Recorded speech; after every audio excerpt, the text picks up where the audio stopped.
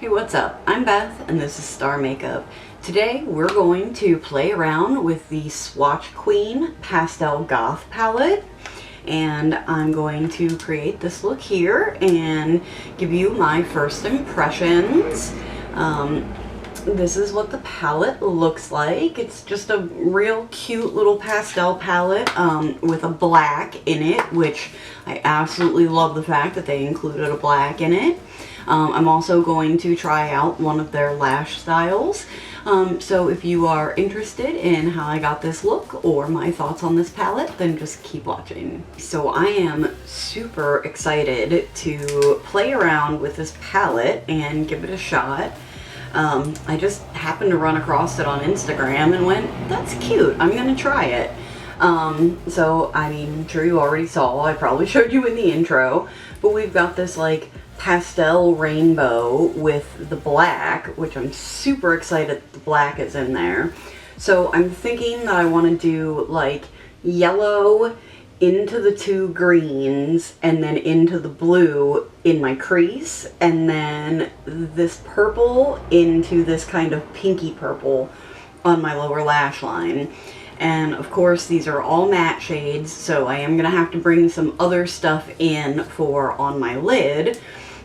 So I've got some loose pigments and some Super Shock shadows, and we'll see what I end up deciding to use.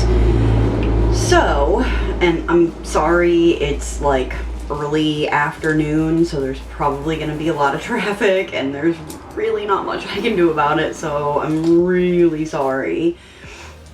So, I'm going to start off with a Morphe Jeffree Star brush. This guy's just like a little pencil brush.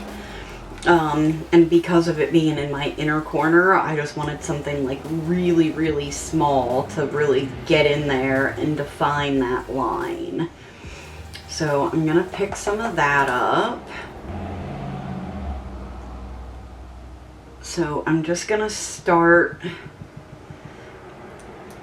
laying this right into the inner portion of my crease. And I'm assuming, because of this being a pastel, that I'm probably gonna have to really pack this on to get it to show up. So I'm just kind of packing it on and then kind of blending it up a little bit as I go. Okay, so I don't think I'm going to be able to get it much darker than that. When I play with this palette again, I've got like a white eyeshadow base from NYX. I did use the P. Louise base, and mine is in shade Rumor 01. So, I mean, this is like almost white. But the one that I have from NYX is like white. So maybe I will go in with that the next time and the yellow might show up a little bit better.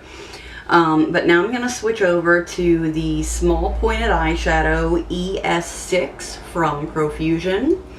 And I'm going to pick up Creep, which is the lighter of those two green shades. And I'm going to put that right next to the yellow. And I'm basically going to do the exact same thing. I'm just going to keep like packing it on and kind of blending it until I get the opacity that I want out of it. Okay, so it seems like I'm not going to be able to get this green to go any deeper. So instead of putting that darker green shade next to it, which is what I had planned on doing, I'm actually just going to pick that up on the same brush, and I'm just going to put that right in my crease, and then that lighter shade is kind of hopefully just going to act as like the transition shade. This doesn't really seem to be deepening up much either. I'm sure it doesn't help that I'm packing it on top of another shadow either. Looks like I have some patchiness going on here too. Ooh, and I have a ton of fallout, like a ton. Okay, well, I mean, it did deepen it up a little bit. It does seem to be, it definitely seems to be sticking better where I didn't already have that lighter green. So I mean, that's kind of my fault, I guess. I mean, you really should be able to go in with a shade on top of another shade and it still work fine, even though it's not being put onto a sticky base. So yeah, that's not working too well in its favor. I don't know that I'm gonna be able to get anything to stick to this one spot in particular, because it just seems to want to blend away right there.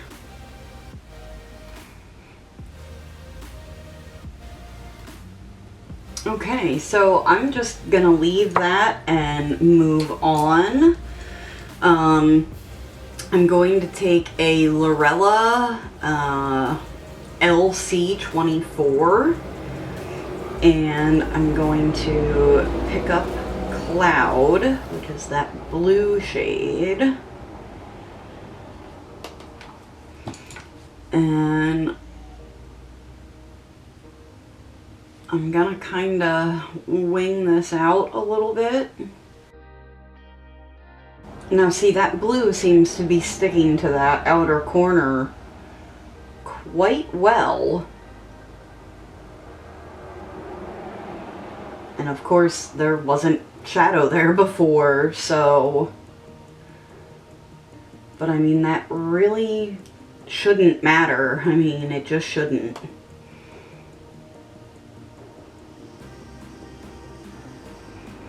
And these shades are very, very dusty. So I'm just going to try to blend the edge of that blue, and I'm also going to try to kind of blend it into the green a little bit. I just cleaned off this brush so I don't have any more pigment on it, and I'm just going to try to blend the edge of this blue. Yeah, and see, as soon as I get out here where I have like face powder, it doesn't want to blend into the face powder. I'm gonna clean this brush off one more time, and I'm just going to go over kind of everything and just get it all blended as much as I can, really. So I'm gonna take just a little bit of that black on the same brush, and I'm just gonna stick it right in the very outer portion of my crease. And I wasn't planning on doing things this way, but I'm just gonna kind of take it in to maybe deepen up that green a little bit too. So for the crease work, I think this is really the best that I'm gonna get. I'm gonna try to bring a little bit of this green back in now, because it seems like I lost it a little bit.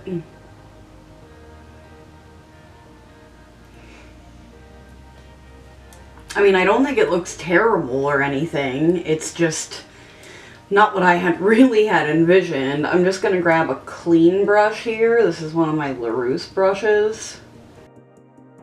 So, like I said, I'm gonna grab Lilac, and this is a Lorella LC34. It's like a nice little pencil brush.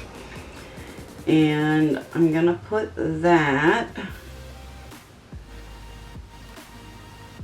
in the outer portion, and I'm gonna kind of bring it up to meet with that blue. Take that clean brush and kind of blend the purple up to that blue a little bit. Yeah, and see, even the purple, because of course I set my under eyes, and even the purple just really isn't wanting to stick down. Okay, I'm gonna clean that off, and I'm gonna switch over to Petal, which is kind of like a pinky purple.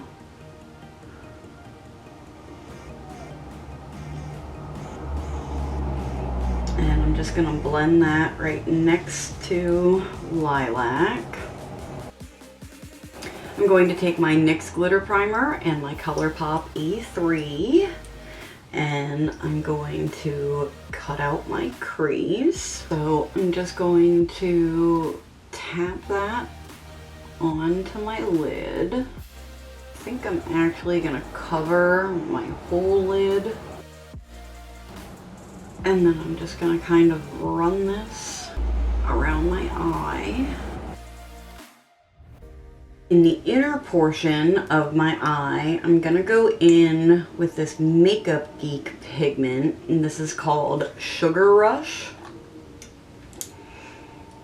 And I'm just going to pick that up with this brush, and I'm going to pack that.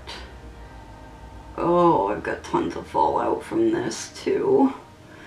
I'm gonna pack that into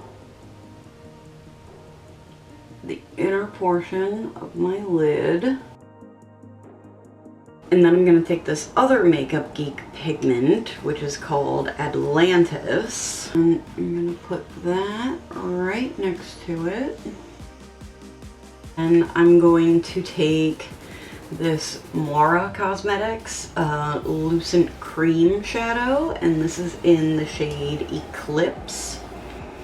And I'm going to pick some of that up with this brush, and then just put that on the very outer portion of my lid. And these Lucent Cream shadows are kind of like a Colourpop Super Shock. So this is what we've got right now. I am gonna do one more color. Okay, so this is Roy G. Biv, Colourpop Super Shock. And I'm going to pick some of that up on, the numbers have rubbed off on this. It's a teeny tiny little pencil brush from BH Cosmetics. I'm just going to put that right along the beginning of my lower lash line. And I kind of want it to come up like to my inner corner a little bit too. Kind of mix in with that Makeup Geek loose pigment. I actually really like the way those two look together. This is where we're at right now.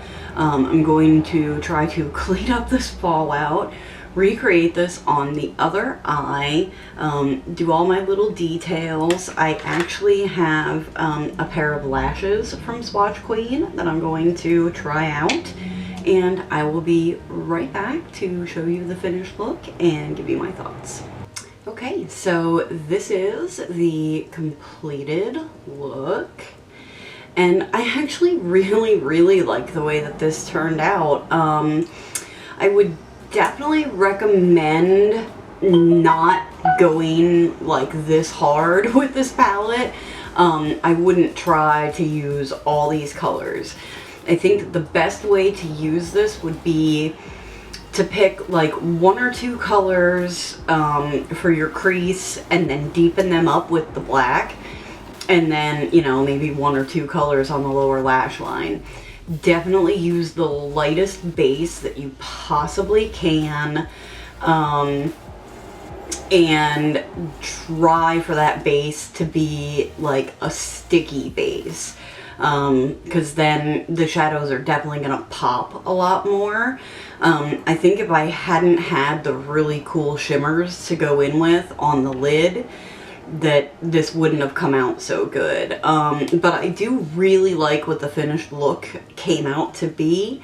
I just wish that I had just picked, you know, like maybe the yellow and the blue for my crease instead of trying to pull the green in there too. And that I had used a different base. I don't think the P. Louise was the best choice for that. Okay, so in my waterline, I use the LA Girl Shockwave Neon Liner in the color Pop. Of course, I use my L'Oreal Telescopic. The lashes that I used, like I said, are from Swatch Queen, and they're in the style Jocelyn. And these are actually really nice. I had to cut a decent chunk off of the outer edge, but I mean, I didn't have any problem applying them. I think they're really pretty. I mean, they don't look natural, but they are a closer to natural style. They've got the really nice taper where they're shorter on the inner corner and then flare out, which is one of my favorite styles. I like those, and I like ones that have like the big spikes every once in a while. They're my favorite. And then I use the Rimmel Lasting Finish 1000 Kisses, blah blah blah, I can't read the rest of it, in the color 049 Natural to line my lips. And then I used the Glam Light, I think this is one of the lip glosses in Eggnog. I think that was everything.